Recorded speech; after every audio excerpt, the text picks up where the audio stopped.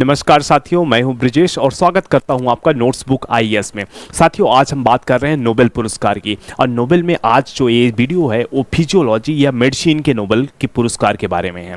जैसे आपको पता है कि जो सप्ताह है ये नोबेल अवार्ड्स का सप्ताह है, जिसमें कि हम हर दिन आपको एक नया नोबेल पुरस्कार देखने को मिलेगा। और इस सीरीज में हम जो सारे नोबेल पुरस्कार को कवर करेंगे वन बाय वन। तो आज हम फिजियोलॉजी या उसको कहें मेडिसिन के नोबेल पुरस्कार की बात कर रहे हैं।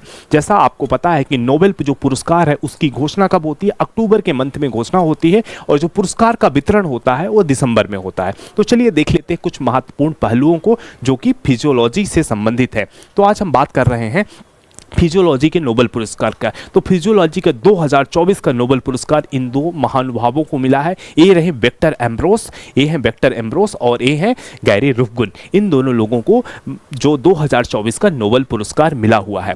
अगर हम बात करते हैं कि इन जो दोनों लोग हैं इनको नोबेल पुरस्कार जो मिला है, इनकी किस अचीवमेंट के लिए ये नोबेल पुरस्कार इनको दिया गया है, तो इन्होंने माइक्रो आरएनए की खोज किया। इन्होंने क्या किया है, आपको ध्यान रखना है, माइक्रो आरएनए की खोज किया है। माइक्रो आरएनए की खोज किया है। अब यह माइक्रो आरएनए का क्या यूज होगा? ये पोस्ट ट्रांसक्रिप्शनल जीन रेगुलेशन में मदद करता है। तो मतलब जीन रेगुलेशन और कैसे प्रोटीन, जीन के द्वारा कैसे प्रोटीन का सिंथेसिस किया जाएगा या पोस्ट ट्रांसक्रिप्शन जीन रेगुलेशन में मदद करता है। इसलिए इनको इस वर्ष का जो है फिजियोलॉजी का नोबेल पुरस्कार दिया गया है। अब चलिए हम बात कर लेते हैं कि ये माइक्रो आरएनए है क्या और ये कैसे आगे चल के एक महत्वपूर्ण आविष्कार साबित हो रहा है। तो हम, जैसा आपको पता है कि हमारी जो शरीर है वो किससे मिलके बनी हुई है? जो हमारी बॉडी है वो सेल्स से मिलके बनी हुई है, डिफरेंट कोशिकाओं से मिलके बनी हुई है। और हर कोशिका में, आपको पता है, हर कोशिका में क्या होता है? जेनेटिक मटेरियल इंक्लूड होता है। और जेनेटिक मटेरियल की बात करें तो डीएनए, डीऑक्सीराइबोन्यूक्लिक एसिड, डीएनए क्या होता है? हर एक सेल्स में डीएनए होता है।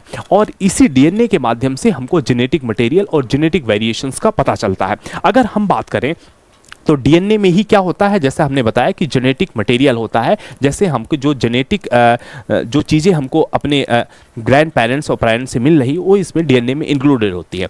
अब बात कर रहे हैं यहाँ माइक्रो आरएनए की, यहाँ पे कहाँ से रोल है? तो डीएनए के माध्यम से ही क्या बनता है? डीएनए के माध्यम से आरएनए और प्रोटीन सिंथेसिस होती है। तो चलिए हम देखते हैं कि ये बात कर रहे हैं, यहाँ पे हम बात कर रहे हैं, जैसे हमने बात करा डीएनए, हमने किसकी बात किया? हमने डीएनए की बात किया। तो डीएनए में क्या होता है? हमने बताया जेनेटिक मटेरियल इंक्लूड होते हैं। अब जो डीएनए में जेनेटिक मटेरियल इंक्लूड होते हैं और इस डीएनए के माध्यम से हम क्या करते हैं? डीएनए में ही क्या जुड़ा होता है? डीएनए से में ही जुड़ा होता है एमआरएनए, मैसेंजर आरएनए। और डीएनए में मैसेंजर आरएनए जुड़ा होता है। और यही मैसेंजर आरएनए है, ये हमको मैसेज देता है कि कितना प्रोटीन का एक फंक्शनल प्रोडक्ट, मतलब एक प्रोटीन को किस मात्रा में और कब प्रोटीन का सिंथेसिस किया जाएगा, मतलब बॉडी के अंदर प्रोटीन का निर्माण कब किया जाएगा, कैसे किया जाएगा, किस मात्रा में निर्माण होगा, ये हमको कौन देता है?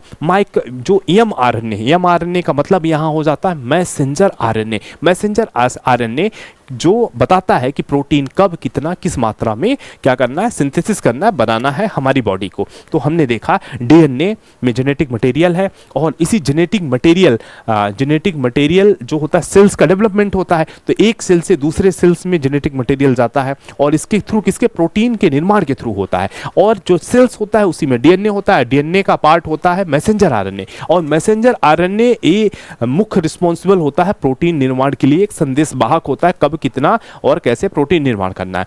अब यहीं पे ये आता है आविष्कार की बात। यहीं पे बात की जाती है कि जो एमआरएनए है, यहीं पे जो ये दो साइंटिस्ट हैं जिनको ये पुरस्कार दिया गया, गैरी रुफगुन और विक्टर एम्ब्रोस, इन्होंने ये फाइंड आउट किया कि जो हर एक बॉडी होती है, जो ह्यूमन सेलुलर बॉडी होती है, अगर हम बात करें, उसमें जो माइक्रो आरएनए है उसी में एक पार्ट हो जाता है एमआरएनए, जो मैसेंजर आरएनए का ही पार्ट हो जाता है माइक्रो आरएनए।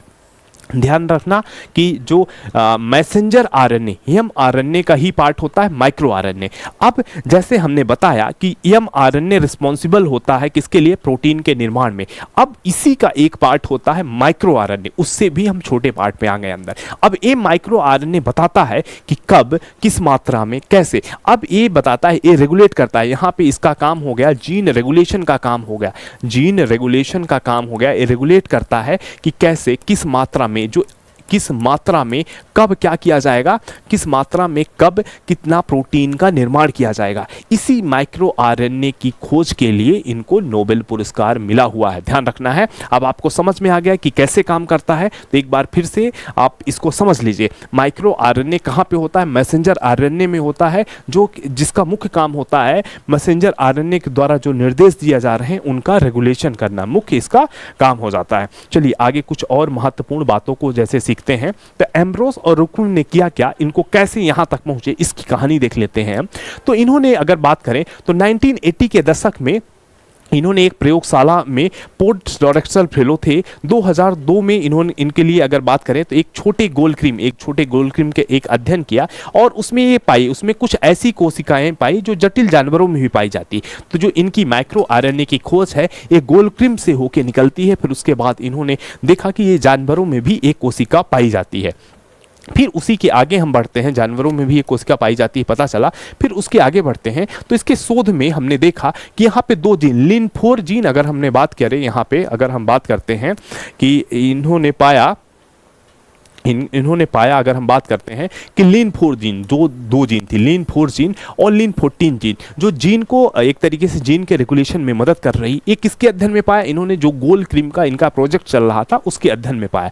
इससे पर यह ज्ञात नहीं था कि जो लिन4 जीन असामान्य रूप से छोटा आरएनए अणु उत्पन्न करता है, छोटा आरएनए कौन बनवाता है। बट अगर बात करें जीन लिन14 जो इनका है, यह बाधित कर रहा था कि ये माइक्रो आरएनए निकला है। तो अभी ये गोल क्रीम तक सीमित था। फिर जब इनको ये चीज़ों का हुआ कि ये कहाँ पे पाया जाता है, ये मानव के शरीर में भी पाया जाता है। दिन ये बात हुई, किसी बीच अगर बात करें, एक अध्ययन करते हैं और इसमें पता चलता है कि आम समझ बनती है कि उसके आम जो mRNA के उत्पादन को लक्षित किया जाना चाहिए कि प्रोटीन निर्माण उसके विकास में मैसेंजर आरएनए को ही नियंत्रित करेंगे, तभी तो हम उसको नियंत्रित कर पाएंगे। अब इसमें देखा गया कि जो लिन14 जीन है वो mRNA का उत्पादन नहीं करती है, जिससे ये लिन4 जो है उसको बाधित किया जाता है।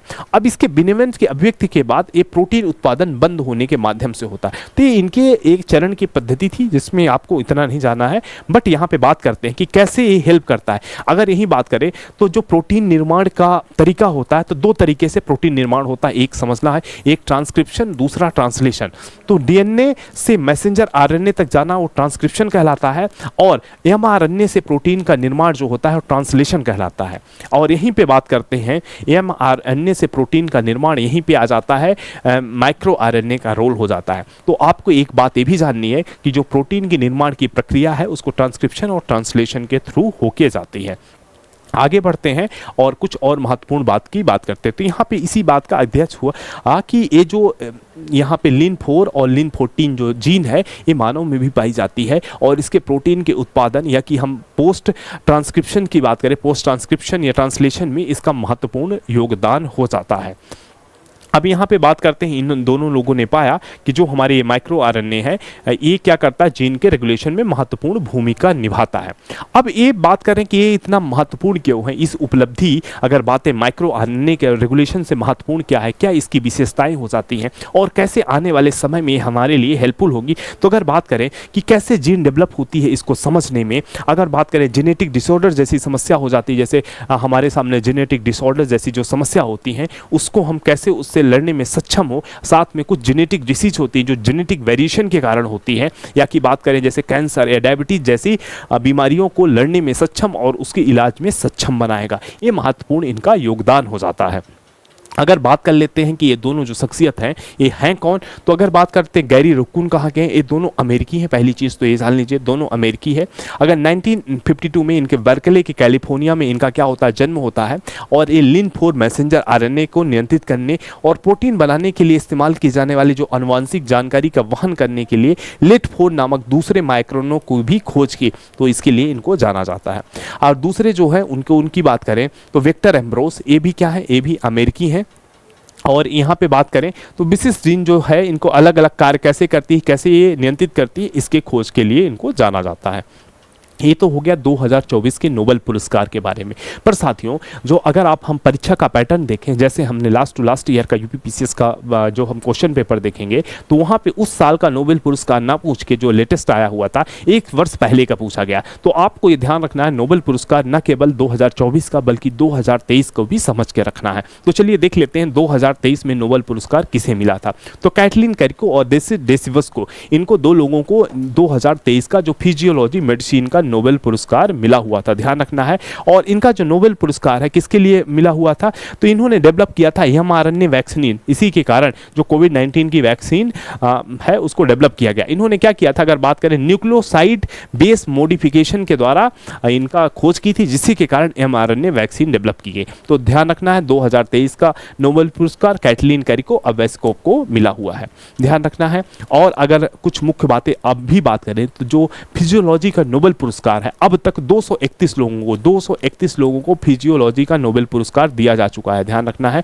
231 लोगों को फिजियोलॉजी का नोबेल पुरस्कार दिया जा चुका है, जिसमें अगर बात करें तो मेडिसिन प्राइज 116 लोगों को मिला हुआ है। और अगर वुमेन की बात करें तो 13 वुमेन को ये अब तक अवार्ड मिल चुका है। अगर बात करते हैं कुछ और महत्वपूर्ण बात करते हैं, तो सबसे यंगेस्ट मेडिसिन का नोबेल पुरस्कार पाने वाले कौन हो जाते हैं, तो फ्रेडरिक जे बेंटिंग। फिर ध्यान रखना है आपको, सबसे यंगेस्ट नोबेल पुरस्कार पाने वाले फ्रेडरिक जे बेंटिंग बन जाते हैं। इनको 1923 में फिजियोलॉजी का नोबेल पुरस्कार दिया गया था, 1923 में, और तब उनकी उम्र 31 वर्ष थी। और इनके किस कार्य के लिए 2000 अगर बात करें 1923 का नोबेल दिया गया है, तो इनको डिस्कवरी ऑफ इंसुलिन की खोज के लिए इनको 1923 का नोबेल पुरस्कार दिया गया था। इनकी उम्र मात्र 31 वर्ष थी। तो सबसे कम उम्र में नोबेल पुरस्कार पाने वाले मेडिसिन का हो जाते हैं फ्रेडरिक जे बेंटिंग। किसके लिए, तो इन्होंने इंसुलिन की खोज की थी।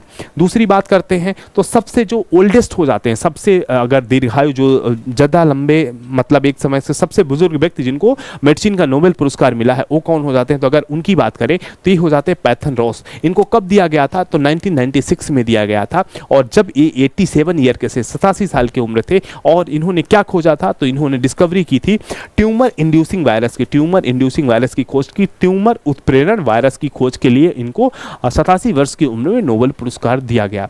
और कुछ बात कर लेते हैं, अगर बात करें कि भारत के कितने लोगों को मेडिसिन का नोबेल पुरस्कार मिल चुका, तो भारत के मात्र एक व्यक्ति को मेडिसिन का नोबेल पुरस्कार मिला है। अब वो कौन हो जाते हैं, चलिए देख लेते हैं। तो ये हरगोविंद खुराना जी हैं। इनको 1968 में किसका मेडिसिन का नोबेल पुरस्कार मिला, जिसको किसके साथ, मार्शल डब्ल्यू और निस्बर्ग और रॉबर्ट डब्ल्यू होली के साथ इन्होंने मेडिसिन का नोबेल पुरस्कार इन्होंने शेयर किया। अगर बात करते हैं तो इन्होंने क्या किया था, इन्होंने अनुवांशिक जो हमारा जेनेटिक कोड की व्याख्या की थी, और साथ में प्रोटीन संश्लेषण में इसके कार्य के लिए फिजियोलॉजी मेडिसिन का नोबेल 1968 में मिला, और मात्र एकमात्र भारतीय व्यक्ति बन जाते हैं। और आगे बात करते हैं कि नोबेल पुरस्कार फिजियोलॉजी के बारे में बात करें कि इसकी स्थापना और ये कैसे होती है। तो अगर इसकी बात करें तो शरीर विज्ञान या चिकित्सा में नोबेल पुरस्कार देने की जो शुरुआत होती है, ये पदक एरिक लिंडनबर्ग, किसके द्वारा, एरिक लिंडनबर्ग द्वारा डिजाइन किया गया है, ध्यान रखना है। तो जो फिजियोलॉजी का नोबेल पुरस्कार है वो एरिक लिंडनबर्ग द्वारा क्या किया गया है, खोजा गया है, एक तरीके से हम बात करें, इनको प्रोवाइड किया गया है। आगे बात करते हैं तो 27 नवंबर 1985 में, अगर हम बात करें 27 नवंबर 1895 में अल्फ्रेड नोबेल, जो नोबेल पुरस्कार की हम बात करते हैं, तो 1985 में अल्फ्रेड नोबेल ने क्या करे, अपनी अंतिम वसीयत जो थी, इसकी शुरुआत नोबेल की कैसे हुई, तो अंतिम वसीयत जो अल्फ्रेड नोबेल की, उन्होंने हस्ताक्षर किया और कहा कि इसके कारण जो अच्छा कार्य कर रहे हैं समाज में, उनको हम प्रोत्साहित करेंगे। तो इसके लिए शुरुआत में भौतिकी, रसायन विज्ञान, शरीर विज्ञान, फिजियोलॉजी और साहित्य और शांति के पुरस्कारों की एक श्रृंखला के रूप में एक नोबेल पुरस्कार की शुरुआत हमको देखने को मिलती है। फिर आगे बढ़ते हैं और देखते हैं 1968 में, अगर बात करें 1968 में क्या किया जाता है, जो एक सर्विलेंस बैंक है, स्वीडन सेंट्रल बैंक है, उसकी 300 वर्षगांठ पूरी होती है। इस उपलब्धि में एक और सेक्टर जोड़ा गया, जो छठा नोबेल पुरस्कार बनता है, इकोनॉमिक्स का नोबेल पुरस्कार। तो अगर बात आती है इकोनॉमिक्स की नोबेल पुरस्कार की शुरुआत कब होती है, तो 1968 से इकोनॉमिक्स की नोबेल पुरस्कार की शुरुआत हो जाती है। आगे बात करते हैं आगे बात कर लेते हैं नोबेल प्राइज़ 2023 की अगर बात करें तो हमने पहले ही देखा नोबेल प्राइज़ 2023 की बात करें, इसका जो वितरण होता है 2 जगह होता है, एक ओस्लो में होता है, ध्यान रखना है। नोबेल प्राइज़ का जो वितरण होता है एक कहाँ पे होता है, ओस्लो में होता है।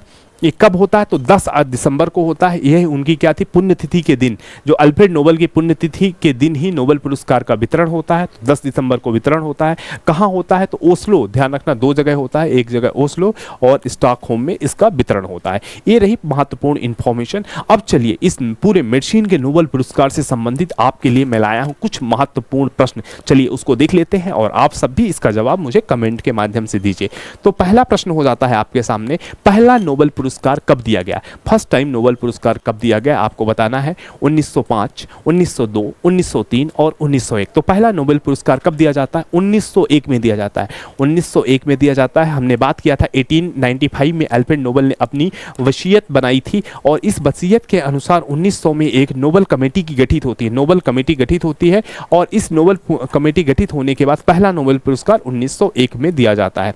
अब चलिए बात कर लेते हैं नेक्स्ट क्वेश्चन, चिकित्सा का नोबेल पुरस्कार किस संगठन द्वारा दिया जाता है? ध्यान रखना है आपको, जो मेडिसिन का नोबेल पुरस्कार है किस संगठन द्वारा दिया जाता है? आपका ऑप्शन होता है Royal Swedish Academy of Sciences, B option हो जाता है नॉर्वेजियन नोबेल समिति, सी ऑप्शन होता है कैरोलिंस्का संस्थान और डी ऑप्शन हो जाता है स्वीडिश एकेडमी। आपको बताना है कि जो चिकित्सा का नोबेल पुरस्कार है किस संगठन द्वारा दिया जाता है। तो आपका सही जवाब हो जाएगा कैरोलिंस्का संस्थान, कैरोलिंस्का इंस्टीट्यूट के द्वारा मेडिसिन का नोबेल पुरस्कार दिया जाता है। आगे बढ़ते हैं और नेक्स्ट क्वेश्चन को देखते हैं। साल 2024 का मेडिसिन का नोबेल किसे दिया गया? साल 2024 मतलब इस वर्ष का मेडिसिन का नोबेल किसे दिया गया?